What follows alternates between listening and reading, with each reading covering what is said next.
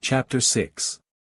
Of the interior beginnings of voluntary motions commonly called the passions, and the speeches by which they are expressed. Motion vital and animal. There be in animals, two sorts of motions peculiar to them, one called vital.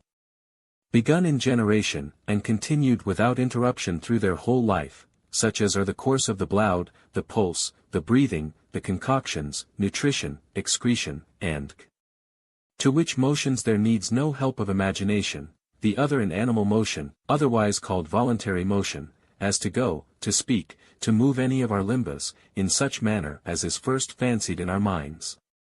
That sense, is motion in the organs and interior parts of man's body, caused by the action of the things we see, hear, and that fancy is but the relics of the same motion, remaining after sense, has been already said in the first and second chapters. And because going, speaking, and the like voluntary motions, depend always upon a precedent thought of whither, which way, and what, it is evident, that the imagination is the first internal beginning of all voluntary motion. And although unstudied men do not conceive any motion at all to be there, where the thing moved is invisible, or the space it is moved in, is, for the shortness of it, insensible, yet that doth not hinder, but that such motions are. For let a space be never so little, that which is moved over a greater space, whereof that little one is part, must first be moved over that. These small beginnings of motion, within the body of man, before they appear in walking, speaking, striking, and other visible actions, are commonly called endeavor. Endeavor, appetite, desire, hunger, thirst. Aversion. This endeavor, when it is toward something which causes it, is called appetite, or desire, the later, being the general name, and the other, oftentimes restrained to signify the desire of food, namely hunger and thirst. And when the endeavor is from towards something, it is generally called aversion.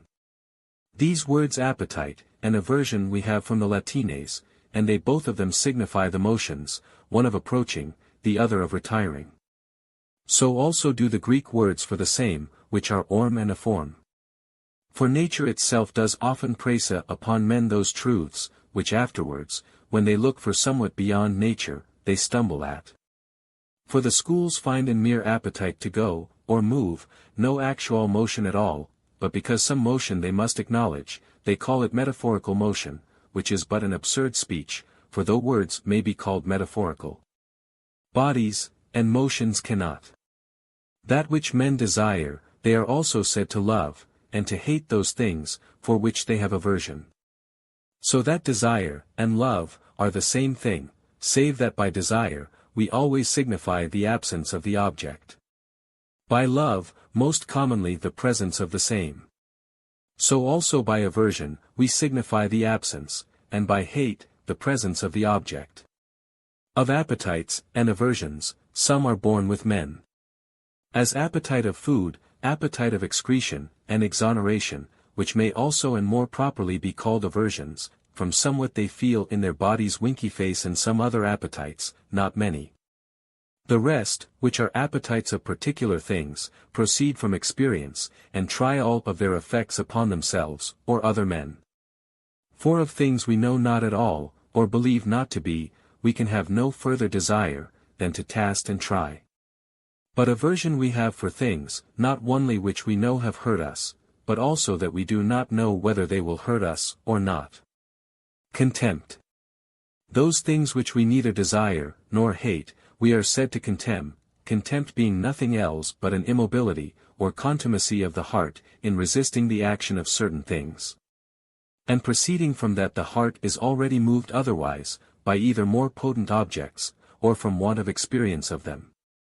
And because the constitution of a man's body, is in continual mutation.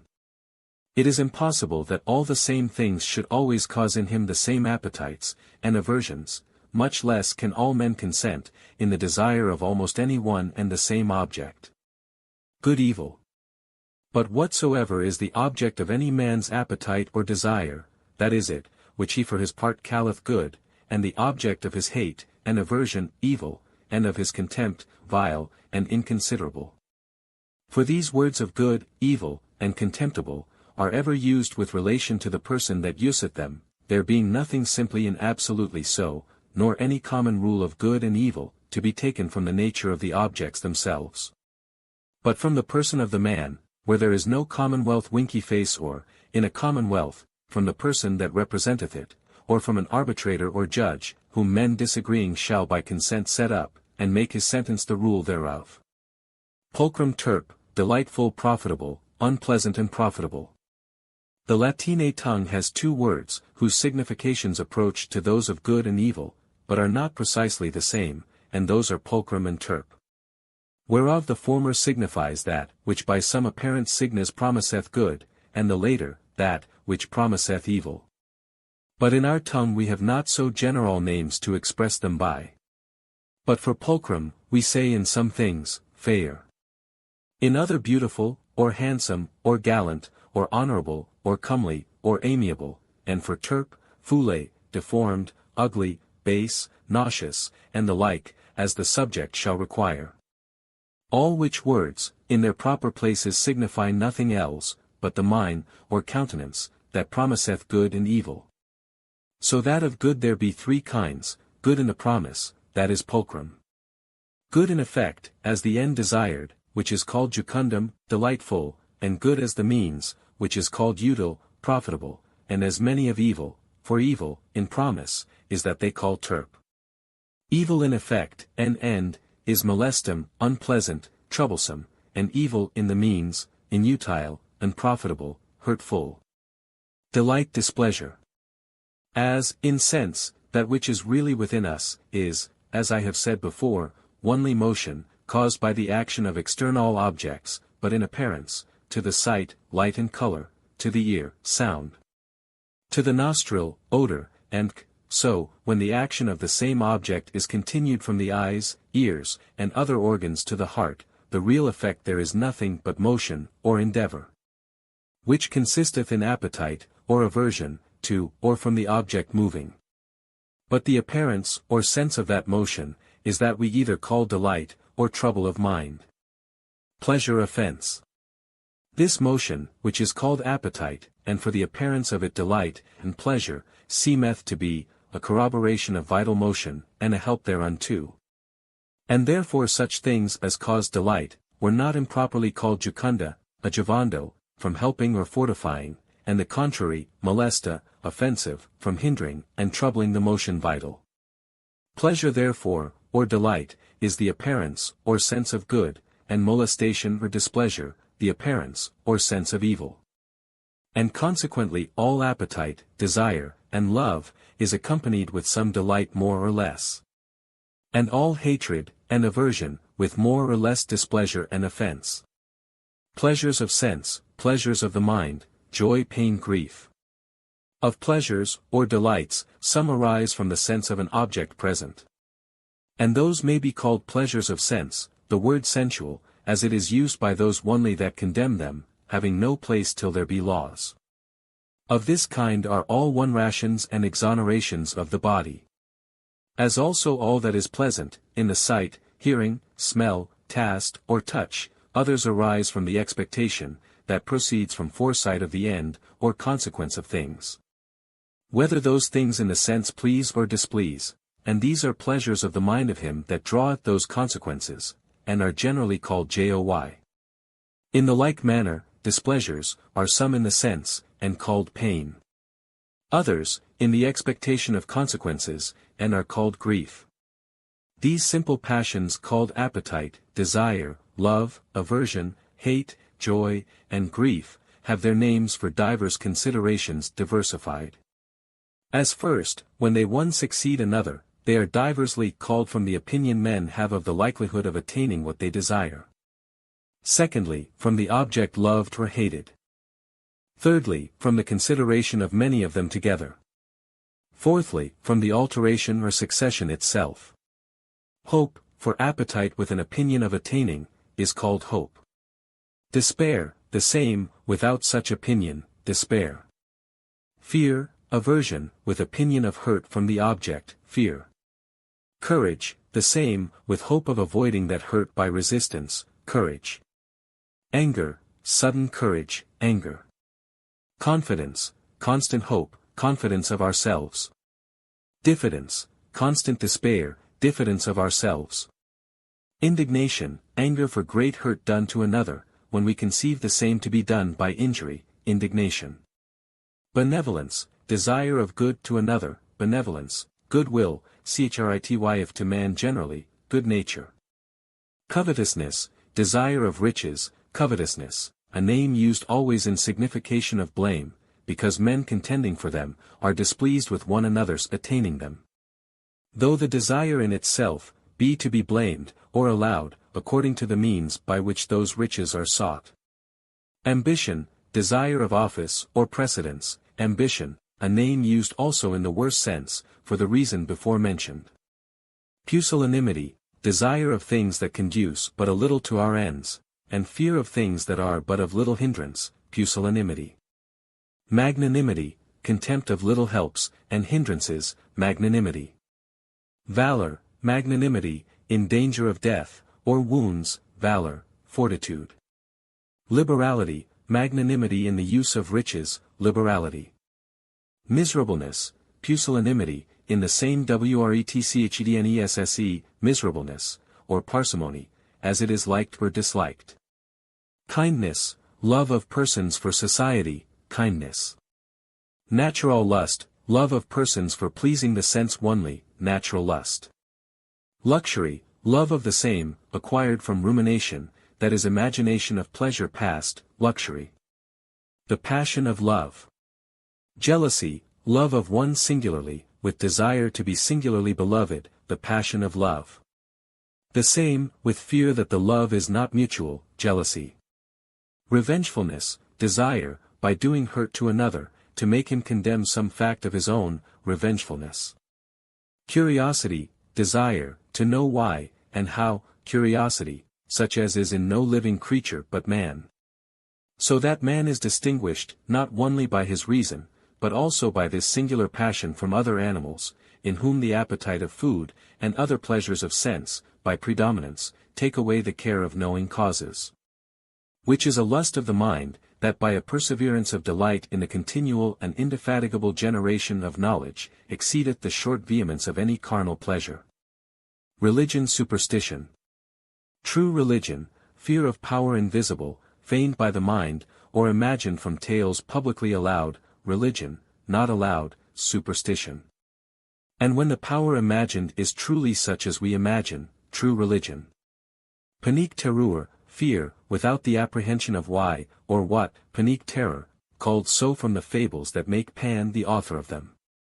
Whereas in truth there is always in him that so feareth, first, some apprehension of the cause, though the rest run away by example, every one supposing his fellow to know why. And therefore this passion happens to none but in a throng, or multitude of people. Admiration, joy, from apprehension of novelty, admiration, proper to man, because it excites the appetite of knowing the cause. Glory, vainglory, joy, arising from imagination of a man's own power and ability, is that exultation of the mind which is called glorying, which, if grounded upon the experience of his own former actions, is the same with confidence, but if grounded on the flattery of others, or only supposed by himself, for delight in the consequences of it, is called vainglory, which name is properly given. Because a well-grounded confidence begetteth attempt, whereas the supposing of power does not, and is therefore rightly called vain. Dejection, grief, from opinion of want of power, is called dejection of mind. The vainglory which consisteth in the feigning or supposing of abilities in ourselves, which we know are not, is most incident to young men, and nourished by the histories or fictions of gallant persons. And is corrected oftentimes by age, and employment.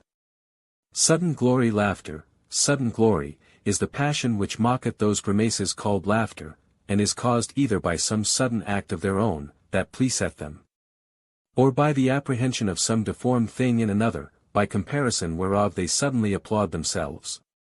And it is incident most to them, that are conscious of the fewest abilities in themselves, who are forced to keep themselves in their own favor, by observing the imperfections of other men.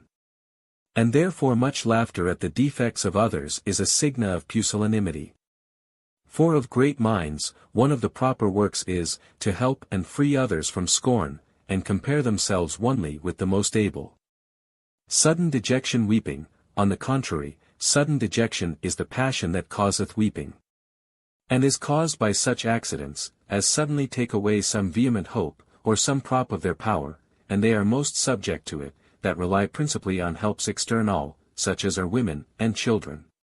Therefore, some weep for the loss of friends, others for their unkindness, others for the sudden stop made to their thoughts of revenge, by reconciliation. But in all cases, both laughter and weeping, are sudden motions. Custom taking them both away. For no man laughs at old jests, or weeps for an old calamity. Shame blushing, grief, for the discovery of some defect of ability is shame, or the passion that discovereth itself in blushing. And consisteth in the apprehension of some thing dishonorable, and in young men, is a signa of the love of good reputation, and commendable, in old men it is a signa of the same, but because it comes too late, not commendable. Impudence, the contempt of good reputation is called impudence. Pity, grief, for the calamity of another is pity, and ariseth from the imagination that the like calamity may befall himself. And therefore is called also compassion, and in the phrase of this present time a fellow feeling, and therefore for calamity arriving from great wickedness, the best men have the least pity. And for the same calamity, those have least pity, that think themselves least obnoxious to the same. Cruelty, contempt, or little sense of the calamity of others, is that which men call cruelty, proceeding from security of their own fortune. For, that any man should take pleasure in other men's great harms, without other end of his own, I do not conceive it possible. Emulation envy, grief, for the success of a competitor in wealth, honor, or other good, if it be joined with endeavor to enforce our own abilities to equal or exceed him, is called emulation, but joined with endeavor to supplant or hinder a competitor, envie. Deliberation, when in the mind of man, appetites and aversions, hopes and fears, concerning one and the same thing, arise alternately. And divers good and evil consequences of the doing, or omitting the thing propounded, come successively into our thoughts, so that sometimes we have an appetite to it, sometimes an aversion from it, sometimes hope to be able to do it, sometimes despair, or fear to attempt it, the whole sum of desires, aversions, hopes and fears, continued till the thing be either done, or thought impossible, is that we call deliberation. Therefore of things past, there is no deliberation. Because manifestly impossible to be changed, nor of things known to be impossible, or thought so, because men know, or think such deliberation vain. But of things impossible, which we think possible, we may deliberate, not knowing it is in vain. And it is called deliberation, because it is a putting an end to the liberty we had of doing, or omitting, according to our own appetite, or aversion. This alternate succession of appetites, aversions, hopes and fears is no less in other living creatures than in man, and therefore beasts also deliberate. Every deliberation is then said to end when that whereof they deliberate, is either done, or thought impossible, because till then we retain the liberty of doing, or omitting, according to our appetite, or aversion. The will. In deliberation, the last appetite, or aversion, immediately adhering to the action, or to the omission thereof, is that we call the will, the act, not the faculty, of willing. And beasts that have deliberation must necessarily also have will. The definition of the will, given commonly by the schools, that it is a rational appetite, is not good. For if it were, then could there be no voluntary act against reason. For a voluntary act is that, which proceedeth from the will, and no other. But if instead of a rational appetite, we shall say an appetite resulting from a precedent deliberation, then the definition is the same that I have given here. Will, therefore, is the last appetite in deliberating. And though we say in common discourse, a man had a will once to do a thing, that nevertheless he forbore to do, yet that is properly but an inclination, which makes no action voluntary. Because the action depends not of it, but of the last inclination, or appetite.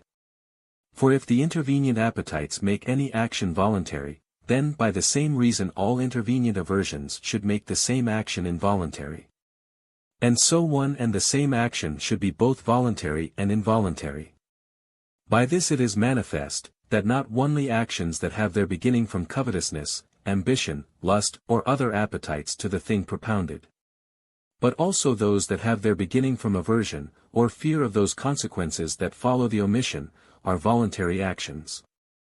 Forms of speech, in passion.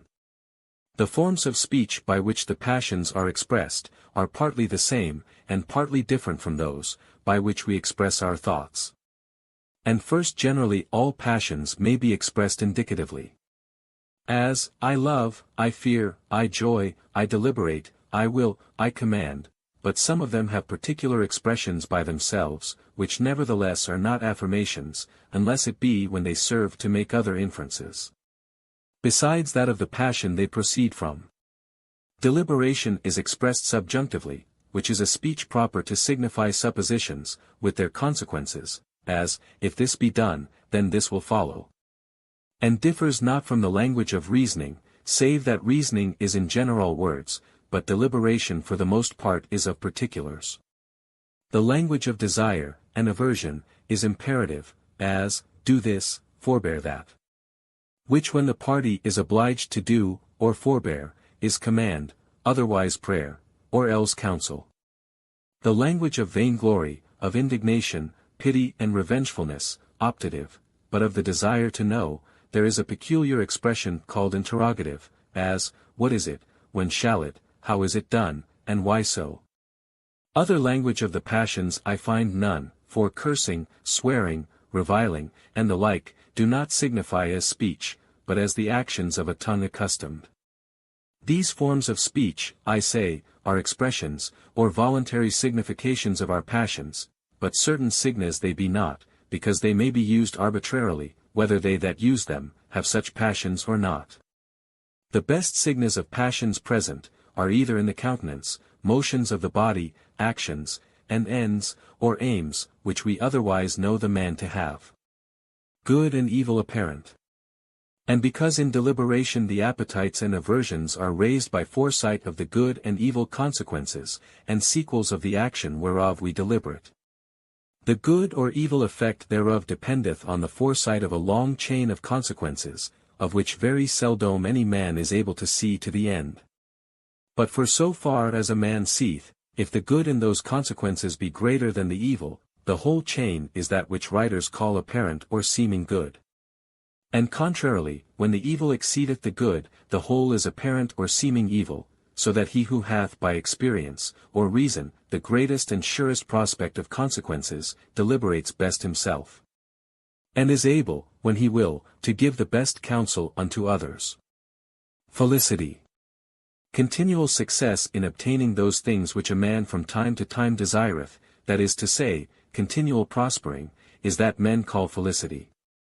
I mean the felicity of this life. For there is no such thing as perpetual tranquility of mind, while we live here, because life itself is but motion, and can never be without desire, nor without fear, no more than without sense. What kind of felicity God hath ordained to them that devoutly honor him, a man shall no sooner know, than enjoy, being joys, that now are as incomprehensible, as the word of schoolmen, beatifical vision, is unintelligible. Praise magnification. The form of speech whereby men signify their opinion of the goodness of anything is praise. That whereby they signify the power and greatness of anything is magnifying. And that whereby they signify the opinion they have of a man's felicity is by the Greeks called makarismos, for which we have no name in our tongue. And thus much is sufficient for the present purpose to have been said of the passions.